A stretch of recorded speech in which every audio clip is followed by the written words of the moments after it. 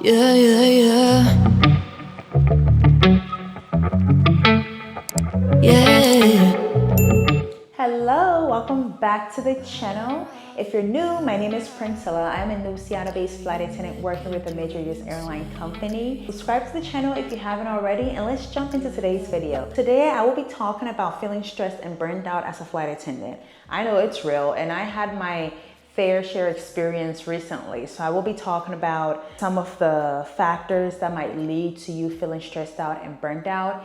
And as a result, knowing that you need to minimize these things or try as much as possible to take care of yourself. Because what is the point of working so hard if you're not gonna make it past 5 years?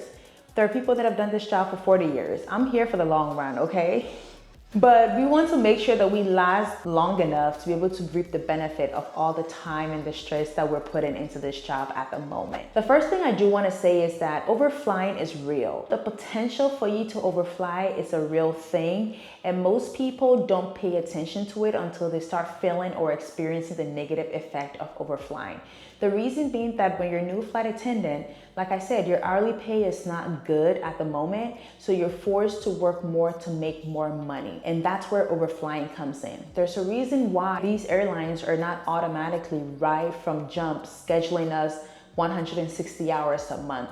That's because there's so many factors that can impact you while you're on the line and in that air. And even with the way our schedules work, overflying can have detrimental effects on you. And I get it, as a new flight attendant, you need to make that money. You got bills to pay, you got expenses, you have people to take care of, you have responsibilities, but you also have to make sure that you're doing stuff that does not hurt you in the long run. Because what's the point of killing yourself to do so much within a moment and only for you to have to step back for a long period of time because you did not take care of yourself in between during those moments. The second thing is not prioritizing your wellness. The food you eat, are you staying hydrated? Are you drinking liquids? Are you taking your vitamins? Are you eating well? Or are you subjecting your body to just airplane food and snacks? If it means taking a break, going for Pilates, going for a massage, like, you have to take care of your mental, physical, and emotional well-being, because that will determine your success in this job.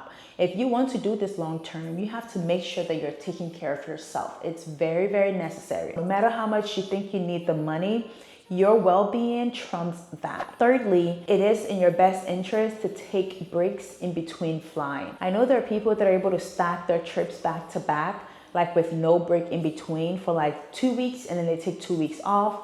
Others work a 3-day trip, then they take 3 days off, or they work a trip, they take a day or 2 off, then they work another trip. But what you should not be doing, or what I won't recommend you do, no matter how much you need the money, is to fly back to back the entire month. Because mind you, once you're legal to work, the system will let you pick up these trips. But is your body okay to go through all that trauma? It is a lot. Flying takes a toll on your body. There's so many things that influence or impact us when we're in the air and when we're going up and down those aircraft, that you have to be conscious of your fact that you have to take care of yourself. The worst part is that sometimes the negative impact, you don't even see it immediately. It slowly builds up, then it creeps up on you when you least expect it. These altitude changes or these pressures that we experience while we're in that tube or that aircraft is a huge factor when it comes to our well-being in this job. So because of those things, it can lead to you being stressed and burnt out. If you're overflying, you're going to eventually feel stressed out and burnt out, and then you might end up considering quitting because you're so burnt out that you're no longer enjoying the job anymore. You're not enjoying this flourishing career that you got for yourself. Now it's become like any regular old job that's just stressing you out at this point.